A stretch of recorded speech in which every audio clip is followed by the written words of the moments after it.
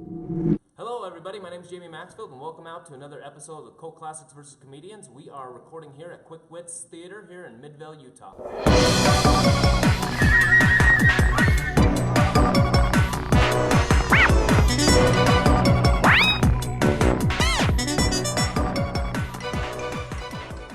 And I am joined by these very funny people, three other funny people. I'm not going to put myself in the same bucket, but I've got Bob Bedore over here. Howdy.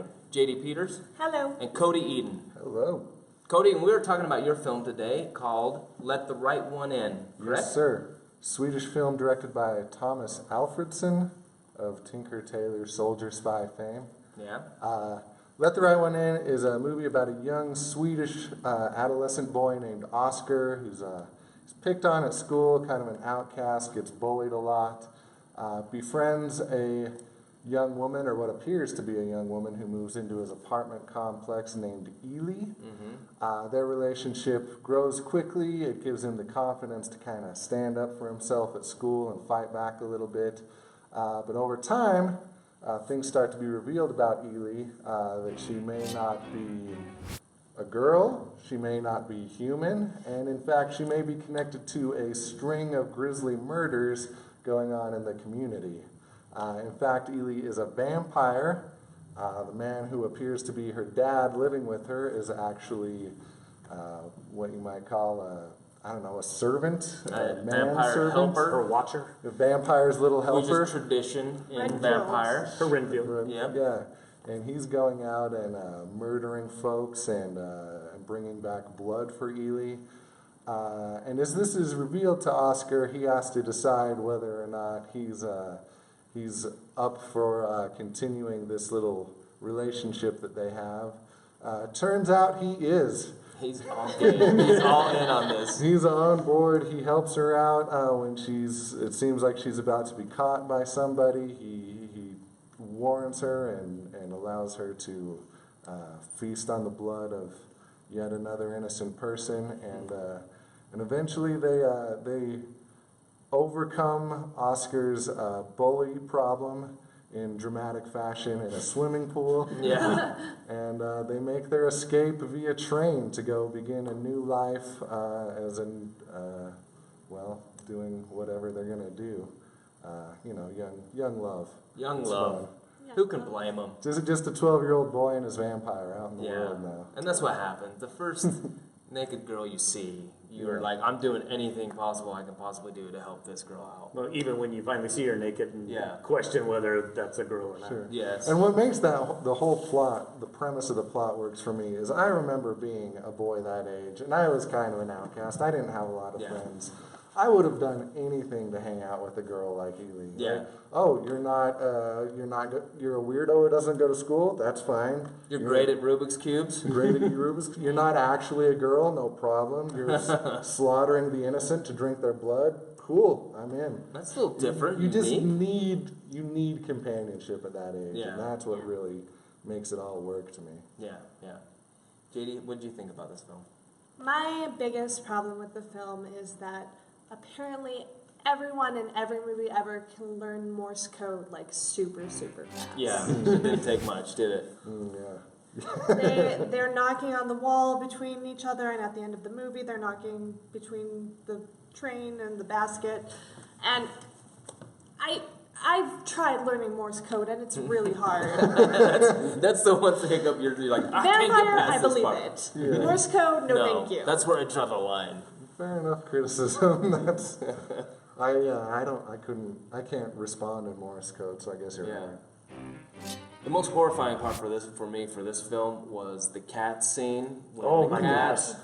That is Apparently, so well and done. I didn't know this. So well done. Yes, I didn't know that cats didn't like vampires, but Well, they will yeah. take a vampire to task on this. I mean, they just rip into this lady who. That was the most horrific scene in the movie. Yes. I don't get freaked out, but after a while I was like, oh, God. Yes. That lady, a few scenes later, bursts into flames Yeah. on the bed, and what sticks with you is the cat. Yes. Yeah, That's- because I would rather be Pretty much. burned alive. Yeah.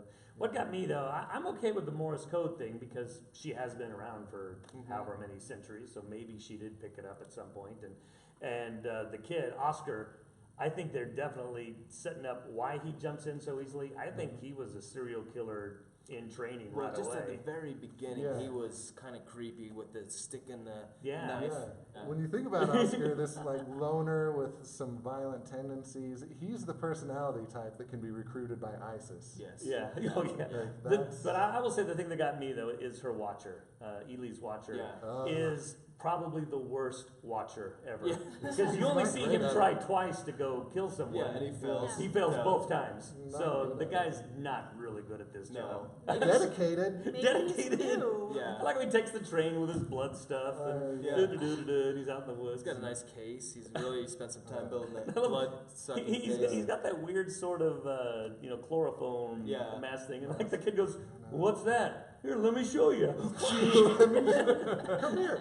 And then he just takes him. Then he takes him like I don't know, 10 feet off the trail to hang him up and start draining Yeah. his blood. I'm like, Because some you people wouldn't- walking the dog. Yeah. Poodle. He's got him strung up like a deer in the woods. Yeah. That poodle's the only character in the whole movie who figures out what's going on. Yeah. A lot of naive people, a very smart poodle. I think Yeah. that was the best part though, because it was one of those big poodles and the big fancy Yeah. poodles, and that was, I think that was one of the more, other than the cats, it was one of the more disturbing scenes. Is this guy trying to drain this guy's Yeah. blood, and there's this beautiful white poodle in a Just- beautiful picturesque Yeah. snow covered, and he's like, "Get out of here!" I was really impressed by the kind of creative spin they took on a lot of these classic vampire things, like the blood out of the eyes when she's not invited in and stuff.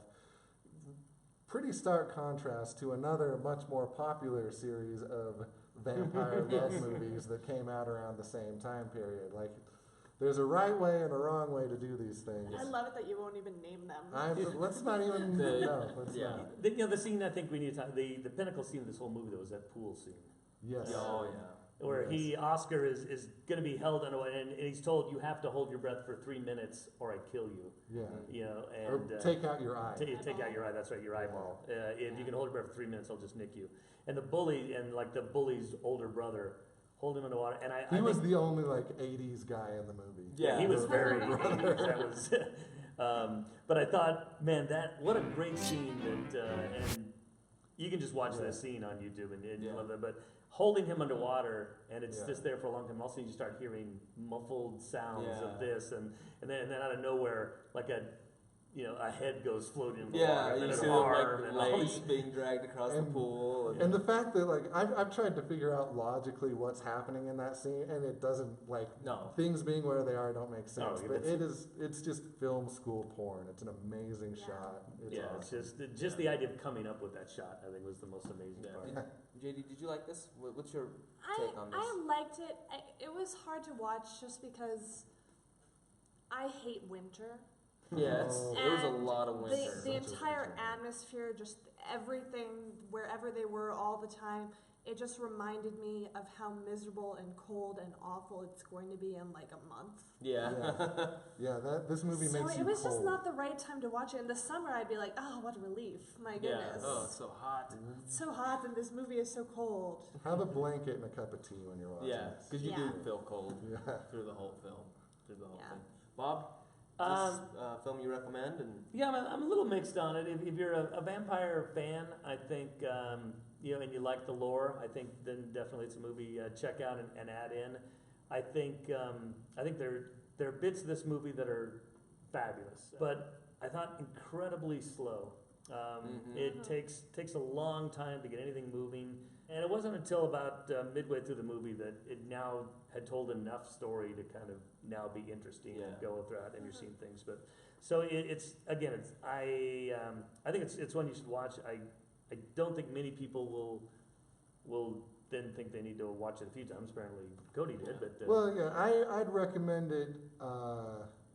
Know your own tastes. It's a sweet, it's a foreign film, and it has that slower pacing. It's kind of an art film, but it's a super creative take, and it's shot beautifully and has all the sort of trappings of an art film. So, I'm into that stuff, but I understand it's not for everybody. But I agree Great with you. job. There's probably about 20 minutes of that film that should have been on the edit floor, because there's just like these like slow they'll just take a shot of like a tree and they'll sit there, and you're like, yeah, okay, yeah, the Trees. That was yeah. a vampire tree. Were you not Oh. aware of that? Oh. I didn't even see. I gotta go watch it It all had over little again. fangs made out of wood. Yeah. For me, I liked the movie. I thought it was. I love more traditional takes on vampires. I don't like people rewriting vampire laws to fit whatever romantic agenda they might have.